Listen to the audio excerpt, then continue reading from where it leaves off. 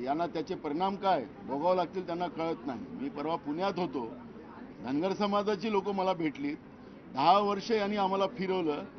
10 वर्षात आम्हाला शेवटी हायकोर्टाने ज्या पद्धतीने आमची केस डिसमिस केली, या फडणवीसांनी आम्हाला फसवलं आणि प्रत्येक समाजाला फसवण्याचं पाप ज्या पद्धतीनं भाजपनी सत्तेसाठी केलेलं आहे त्याचे परिणाम आज महाराष्ट्रामध्ये बीजेपीला भोगावं लागणार आहेत आणि सत्तेतून त्याला पाय उतार व्हावं लागणार आहे, अशी परिस्थिती आज आहे। आपण पाहिलं, आम्ही पावसाळी अधिवेशनातही सरकारला सांगत होतो की जरांगे पाटलांशी मुख्यमंत्र्यांचं नेमकं काय बोलणं झालं। मुख्यमंत्री हे राज्याच्या जनतेचे आहेत। कुठलीही गोष्ट असेल तर त्यांनी सदनाच्या माध्यमातून ते जाहीर केलं पाहिजे की नेमकं काय बोलणं झालं। मोदी साहेब सांगत नाही कुठल्या देशात गेले तिथं काय करार केले त्याचा कुठला उल्लेख करत नाही। पण तीच परंपरा महाराष्ट्राच्या पुरोगामी महाराष्ट्रामध्ये राज्याचे मुख्यमंत्री करतात आहेत, हे सुद्धा निषेधार्थ आहे। जरांगे पाटलाचं आणि मुख्यमंत्र्याचं नेमकं काय बोलणं झालं होतं। जरांगे पाटील आज अडून का बसलेले आहेत? हे म्हणतात की आम्ही 10% दिले। हो, 10% दिलेत, पण ते कसे दिलेत, काय मुद्दे आहेत त्याच्यामध्ये?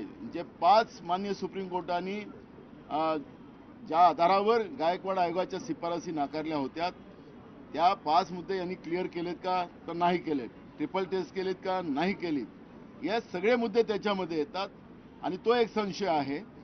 दुसरा महत्त्वाचा प्रश्न की जे सांगतात की मी हायकोर्टात टिकवून ठेवलेला होता, मी जिथपर्यंत मुख्यमंत्री होतो तिथपर्यंत सुप्रीम कोर्टामध्येही मराठा आरक्षण चालू होतं।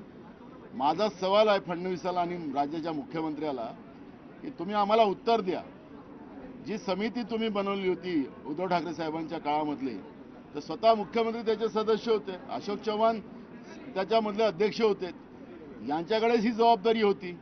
मग अशोक चव्हाण, अजित पवार, एकनाथ शिंदे त्या समितीचे सदस्य होते, हेच लोक टिकवू शकले नाहीत, आज तिथं मांडीला मांडी लावून बसलेले आहेत। आणि ॲडव्होकेट जनरल कुंभकोणींनी सांगितलं की फडणवीसांनी सांगितलं की मराठ्याची बाजू मांडवू नये। तर याला झारीतला शुक्र नेमका कोण आहे हा तर समोर आलेलाच आहे। पण ज्या पद्धतीनं मराठ्यांना आरक्षणाच्या नावानं आणि एकीकडे कुणबी प्रमाणपत्र देऊन ओबीसीमध्ये त्या पद्धतीचं ओबीसी आरक्षणाला धक्का लावणं, हा नेमका महाराष्ट्रामध्ये काय चित्र चाललेलं आहे हे आता सरकारला स्पष्ट करावं लागेल। जाहिरातबाजी आता बंद करा, जनतेच्या पैशाची उधळपट्टी बंद करा।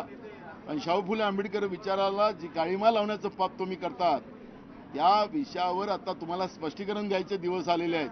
आरोप प्रत्यारोप तुम्ही मागचं काय झालं ते सांगत बसता तर तुमच्याकडेच आता ते सगळे लोक आहेत। म्हणून आता तुमची जबाबदारी वाढलेली आहे, सरकारची जबाबदारी वाढलेली आहे। वस्तुस्थिती महाराष्ट्राच्या जनतेसमोर सरकारने मांडावी ही भूमिका आता काँग्रेस पक्षाची आहे आणि मी त्या पद्धतीचं सरकारला धारेवर पकडणार। नाना, तुम्ही भाजपवर आरोप करताय, मात्र दुसरीकडे जरांगेंचे सहकारी असतील भाजप नेते म्हणतात की शरद पवार आणि राजेश टोपे यांचा जरांगे मागे हात आहे आणि जी पोलिसांवर दगडफेक झाली त्यामागे जरांगे कारणीभूत होते। सौम्य लाठीचार्ज करण्याचे आदेश कोणी दिले होते तर देवेंद्र फडणवीसांनी दिले होते, ते मान्य केले। जरांगे पाटलावर लाठीचार्ज करण्याची कारण काय? त्यांना कोण बसवलं होतं? या सगळ्या म्हणून तर आम्ही सांगतो की मुख्यमंत्र्याचं आणि जरांगे पाटलाचं नेमकं काय बोलणं झालं होतं ते त्यांनी जाहीर करावं मुख्यमंत्र्यांनी। आम्ही जरांगे पाटील आमच्यासाठी काही विषय नाही आहे। मुख्यमंत्र्यांकडून आम्हाला उत्तर घेणं आणि त्यांनी उत्तर देणं ही मुख्यमंत्र्याची जबाबदारी आहे आणि म्हणून आम्ही त्या प्रश्नावर अटळ आहोत की मुख्यमंत्र्यांनी जाहीर करावं की नेमकं जरांगे पाटलांबरोबर यांचं काय बोलणं झालेलं होतं, कशा आधारावर हे सगळं प्रकरण महाराष्ट्र पेटवण्याचं काम झालेलं होतं, सरकार का चूप बसलेली होती त्या काळामध्ये। आम्ही त्यावेळेसही सर्वपक्ष मीटिंगमध्ये सांगितलं होतं की सरकारने जी महाराष्ट्र जे पेटवलं जाते ते पहिले थांबवलं पाहिजे, पण सरकारने ते थांबवलं नाही। सरकारचा किती सहभाग आहे हे फक्त मुख्यमंत्र्यांनी एकदा सदनामध्ये सांगावं की माझं जरांगे पाटलाशी हे बोलणं झालं, वस्तुस्थिती पुढे येईल ना। तपास घेण्याची गरज काय? पोलिसांवर कसा दबाव आहे, साधा मागासवर्गीय आयोगावर किती दबाव होता, निरगुडे आयोगाला राजीनामा देऊन पळावं लागलं। आताच्या शुक्रे आयोगामध्ये मेश्राम नावाचे त्या ठिकाणले सदस्य होते, त्यांनी राजीनामा देऊन पळाले।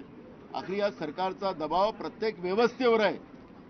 खोटी रिपोर्ट आणून एक प्रकारचं निवडणुकीच्या काळामध्ये फायदा घेण्याचा प्रयत्न करू शकतील, पण मुख्यमंत्र्याला अगर खरंच दम असेल या सरकारमध्ये तर जरांगे पाटलाशी काय बोलणं झालं होतं मुख्यमंत्र्याचं ते त्यांनी जाहीर करावं, म्हणजे जरांगे पाटील बोलतील ना काय झालं होतं की नाही झालं होतं. तर ही स्पष्टता एकदा आली पाहिजे. मग हे दुसऱ्यावर पवार साहेबावर असतील किंवा उद्धव ठाकरे साहेबावर असतील आरोप लावायचा असेल तर आरोप तर लोकशाहीमध्ये कोणालाही लावता येतं, पण फक्त आता मुख्यमंत्री म्हणून त्यांनी उत्तर द्यावं ही भूमिका आमची आहे.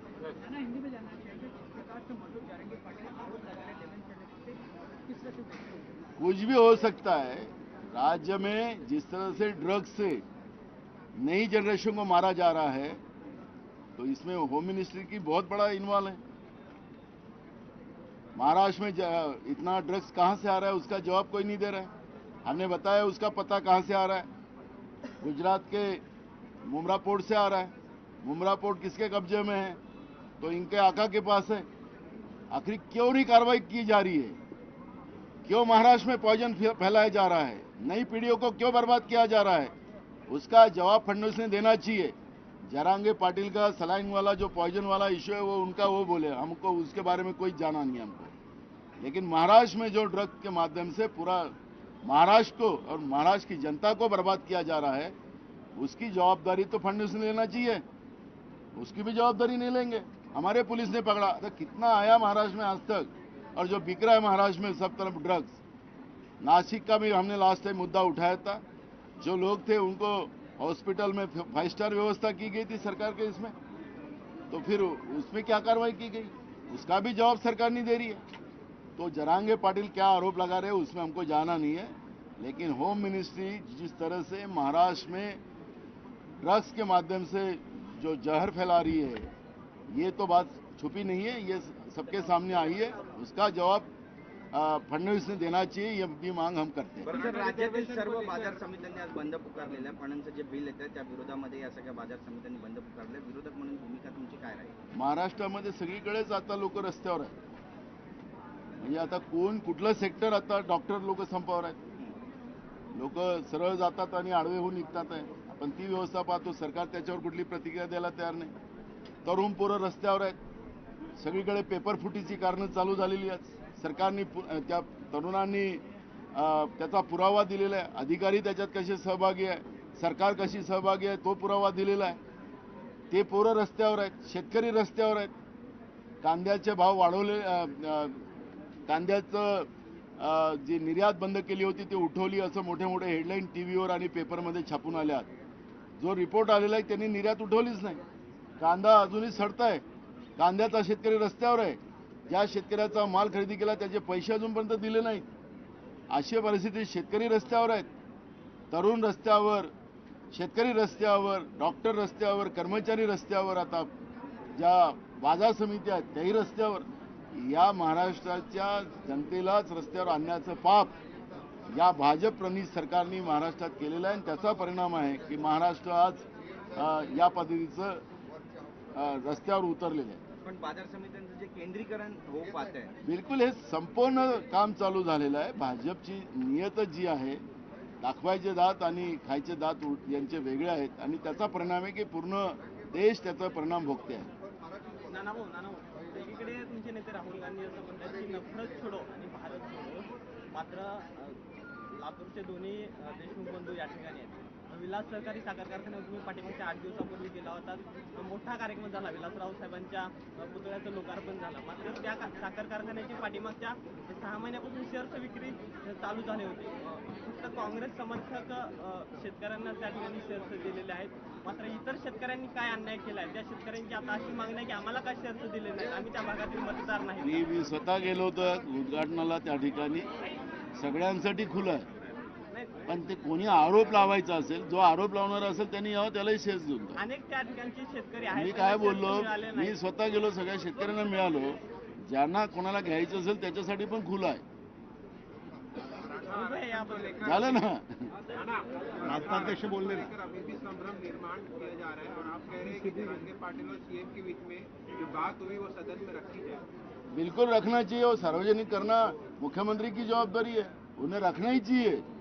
बात तो हुई दोनों में, मुंबई के सीमा में हुई, वो उनके गांव में हुई, हर जगह हुई.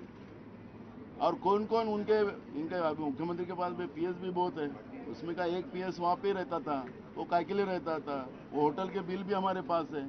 हम देखेंगे ना, मैं वही मुद्दा बोलता हूँ कि हम जरांगे पाटिल तो हमारे लिए जवाब दे, हम नहीं मानेंगे उस बात को, लेकिन मुख्यमंत्री ने जवाब देना चाहिए। वो अधिकार हमारा है, राज्य के जनता का है, तो बिल्कुल मुख्यमंत्री ने जवाब देना चाहिए कि क्या बातें हुई उनसे। Thank you.